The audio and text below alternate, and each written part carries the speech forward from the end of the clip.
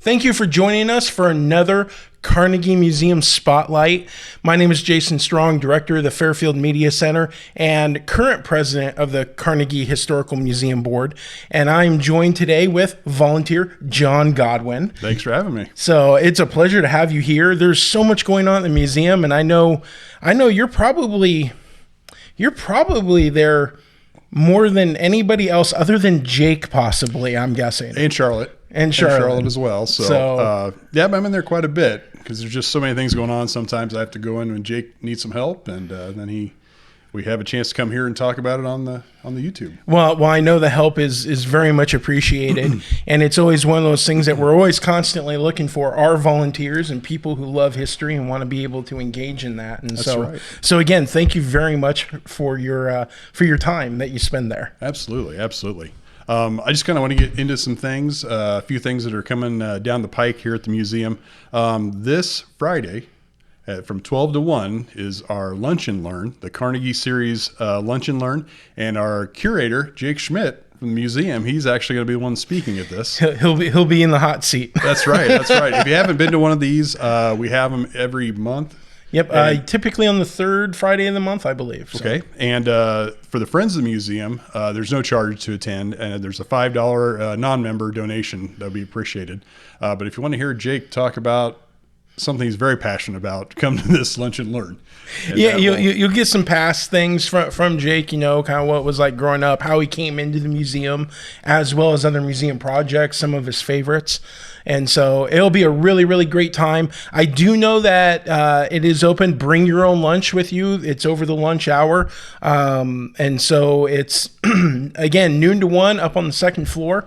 This one is particularly on coming up this Friday, which is outside our normal third Friday because Jake's going to be there. But we have an event on the third Friday that Jake's going to be at, which is why the Lunch and Learn got moved. I see, and it'll be September 26th. That's the Friday we're talking about, and the Red Flag Horseless Carriage Motor Tour is coming through Fairfield, and we're just going to take over the whole street. They're going to park some cars out front. The cars have to be prior to 1928, so if you've never seen, I mean, we have a lot of great car shows in the area and up on the square, but if you want to see some vintage cars, come down to the Carnegie Museum. Yeah, we're talking just shy of 100 years old. That's right. So yeah, cars have been around a lot longer than I think some people even realize anymore. Yeah.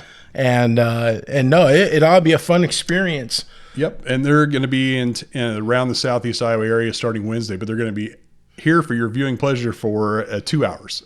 And you got to get there if you want to see them in Fairfield and stopped. Otherwise, they're going to be cruising around. So it's going to be, we're pretty excited about this. What time again? It's 11 a.m. to 1 p.m. on September 26th. So again, hitting that noon lunch hour. So if you got that break in your work schedule or you have that Friday off, come down to the museum, hang out, see some cool cars, and check out some cool artifacts inside. That's right. It'd be a great time. So also Saturdays are pretty busy at the Carnegie Museum. We are not open on Saturdays, unfortunately, but this Saturday is Kiwanis Kids Day. Mm-hmm. And we will be open from 12 to 3 that day because we're having some class reunions coming in.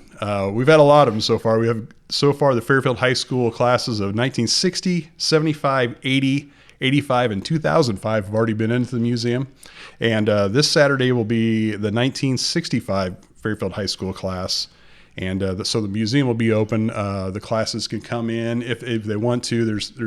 We can set up an area for people to sit and gather, look at old yearbooks and pictures, and then Jake can show them around if they want to see a tour of it. There's definitely not a lack of things to look at in the museum. And having the class reunions come in, they've been so well attended. Yes. And we get such great reviews from people. It's just amazing how much has changed in the museum from when you were a kid and things like that. So in those class reunions, they're becoming more and more. It's more of a destination spot now for that type of stuff. So I mean, we were only having a couple of these few years ago. And now this is number 6, and we could have more. I mean, we have dates available. So I was there for the 1985 one, which was pretty neat to see.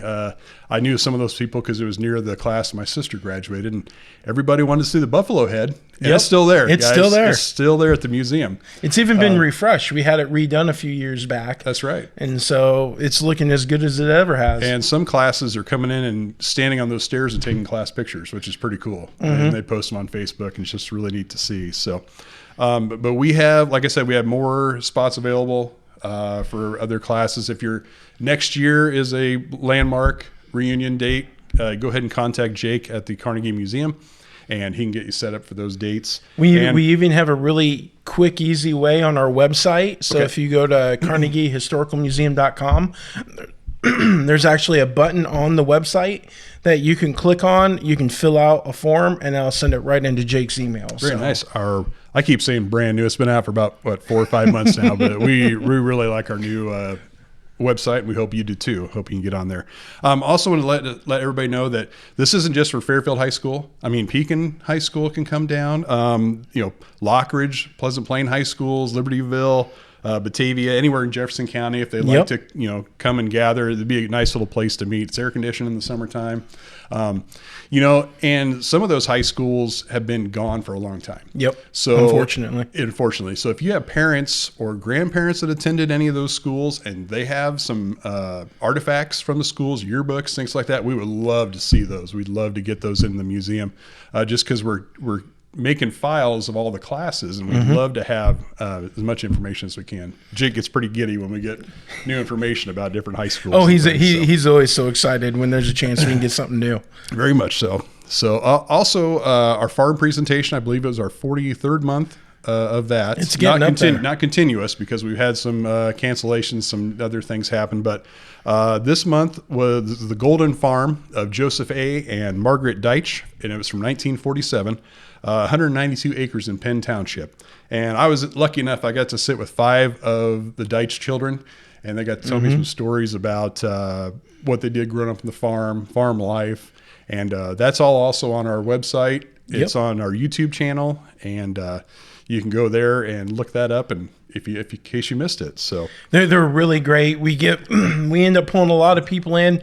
They do take place during the art walks every month, and so they're very well attended. It's always interesting hearing other people's stories from way back when, and some of the things that they went through. And we've hit ones that are 50-year farms, 100-year farms, and then 150-year farms. And so some of those stories go way, way back, and it's always an interesting time. Yeah, it's really cool. And we're looking for more farms, anything from a golden farm, which is 50 years, up to a heritage farm, which is 150, of course, and century farms. We're always looking to get more, because we just like that series. I mean, it's so much fun. It's on the YouTube forever. For their families, they can go watch the presentation if they missed it.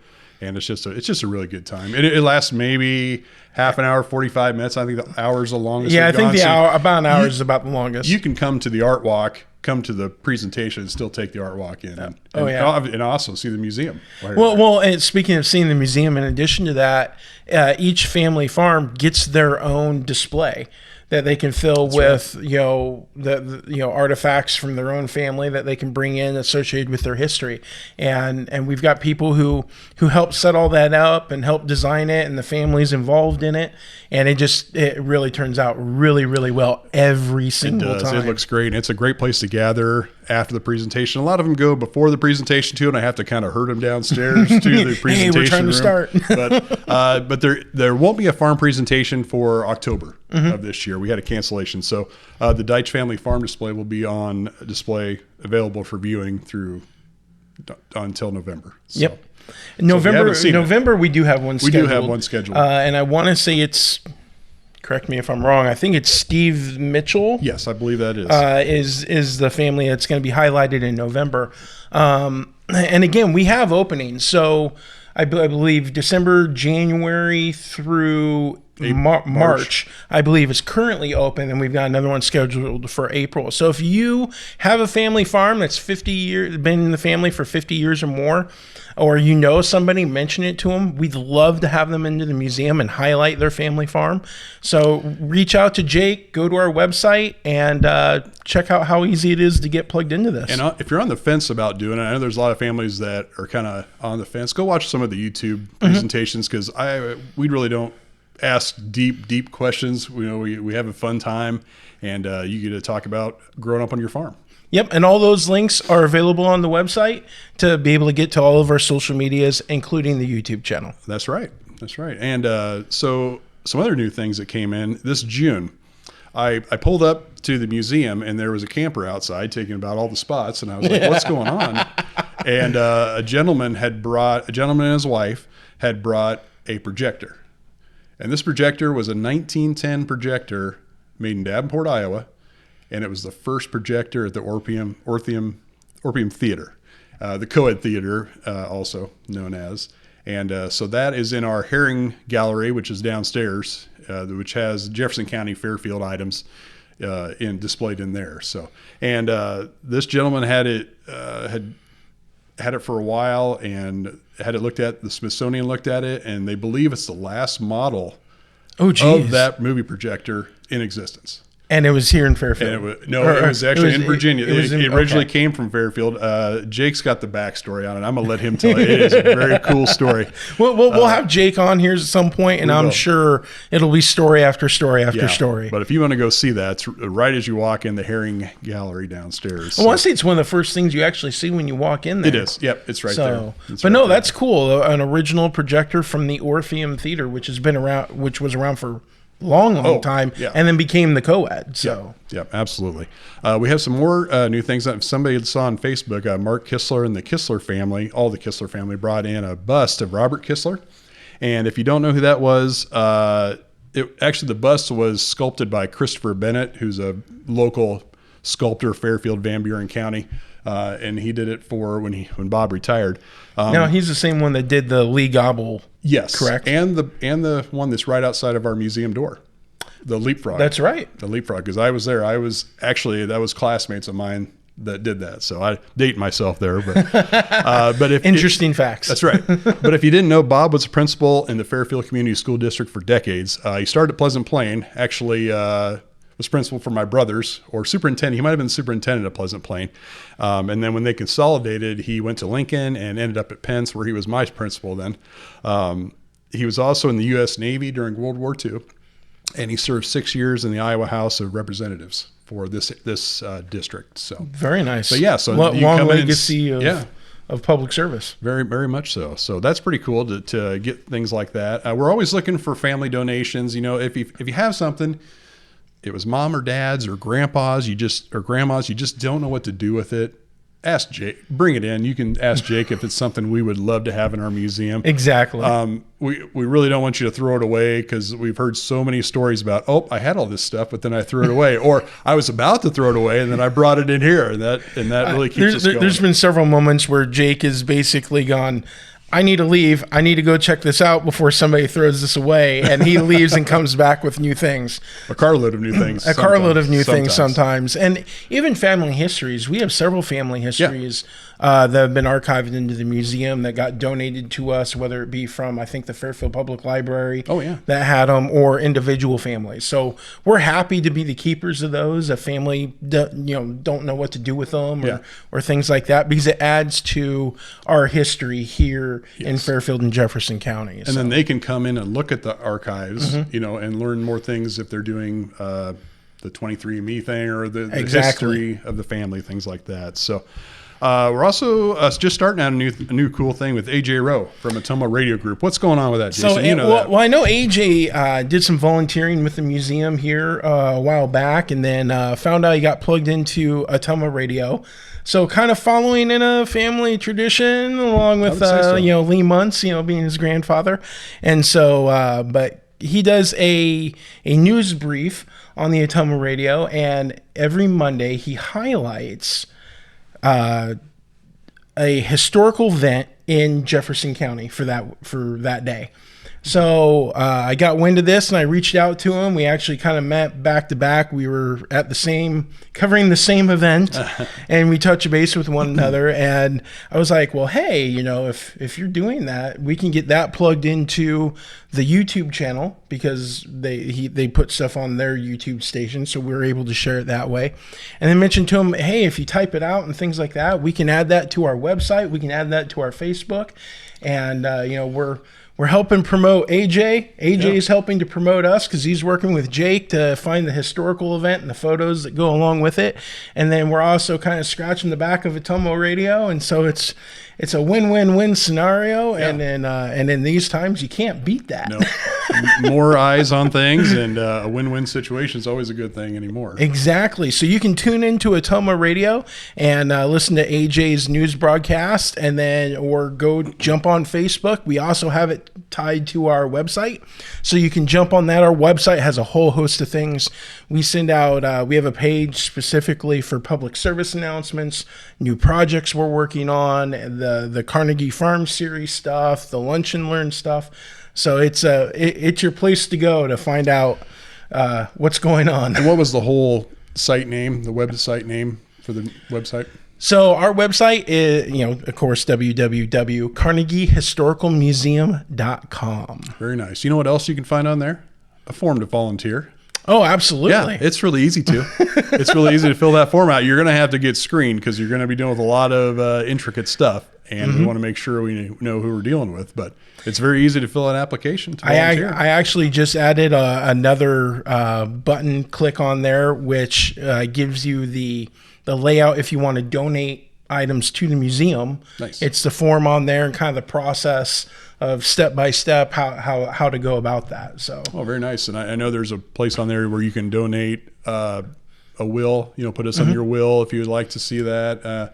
I know we're always doing projects, extra things. We're looking for more funding for more staff, just because there's so much going on. So much going on. And we're also looking for intern board members. You might be able to elaborate a little bit more on that, being the president, what we're looking for, what it entails. So we came up with this concept of, as people, step off of the board after their term, and each individual is approved by the mayor and the city council for a 3-year term.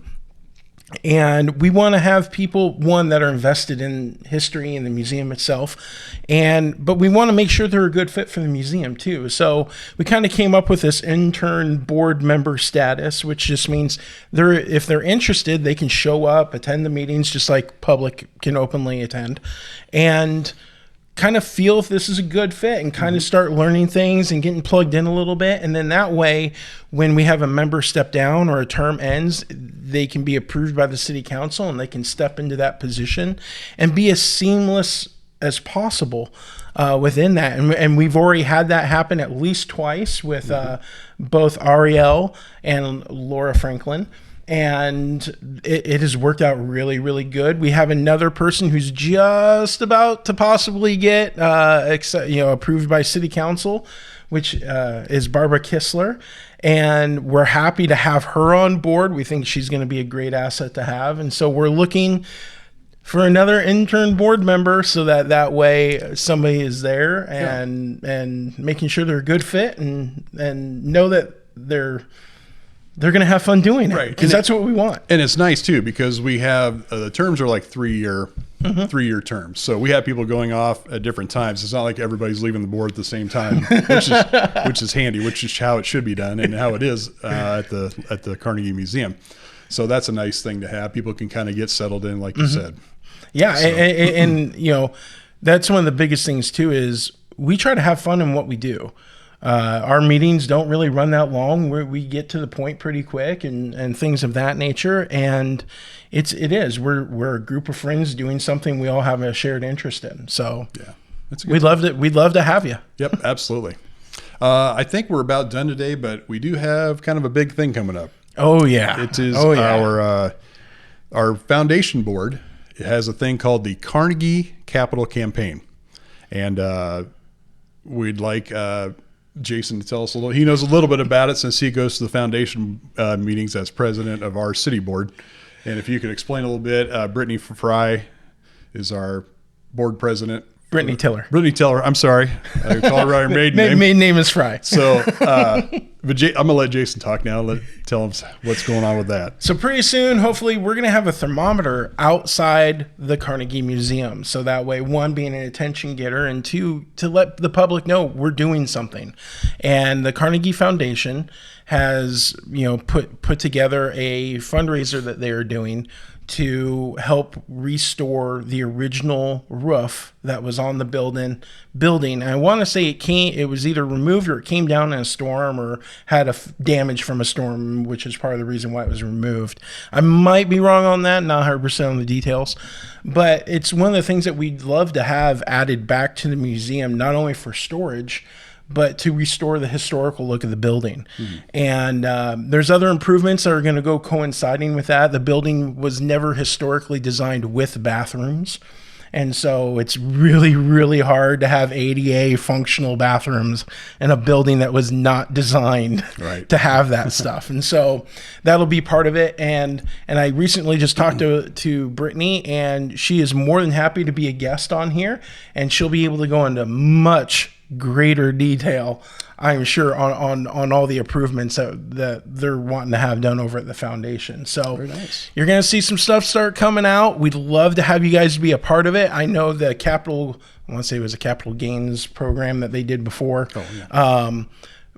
Or capital funding or capital funds, but names, Hey, it helped us get some very, very nice windows. It really did. Blinds. Those windows are phenomenal. So I don't know how old the windows were, but they put plywood up in the 70s to cover half of the windows. And when you go in there, you never thought about it before. Oh, yeah. You just were like, oh, there's a window, I'm looking out. But man, with these windows that reach up to the ceiling now, and they're UV protected, of course, has to be for a museum. Mm-hmm. And now we're getting some blinds in because some of that light's still pretty blinding. I was going to say, we've got all the blinds in except for two. Okay. And they're being blocked by the elevator shaft. Oh, okay. So those are the only two remaining. Very nice. And we're looking at how best to get those put in. But no, they are beautiful windows, beautiful blinds. That's right. And they harken back to as original as we can try to get them in today's terms. Right. And so, but no, beautifully well done. And volunteers help kind of put them in and things of that nature, as well as other foundation board members who helped with that. And so, no, it's been great. Yep. So that's why we're always not. I know everybody's asking for money, but we are improving the place, and we are doing things all the time. Even if we don't have a thermometer out, we're still doing things. We'll put one out. There's never a dull moment when you come into the museum. Absolutely. There's usually always people there, and it's always surprising too. I've come in occasionally, and there's people there from Wisconsin who just driving by decided to stop. I talked to Jake today. He said there was a couple from Dixon, Illinois, and a couple just driving up from Columbia, Missouri that were going to another museum, saw our website, and stopped in and talked to us today. So it's not just Fairfielders and Jefferson County. We're getting people from out of state, in state. That's right. It's a happening place. I tell you what, though, there's a lot of people in Fairfield and the surrounding area that they just remembered as a library. Mm-hmm. They don't. Some of them didn't go see the museum up above or our new one down below. And we just want to get the word out to people to come in. It doesn't cost you anything to come in. We can show you everything that we got down there.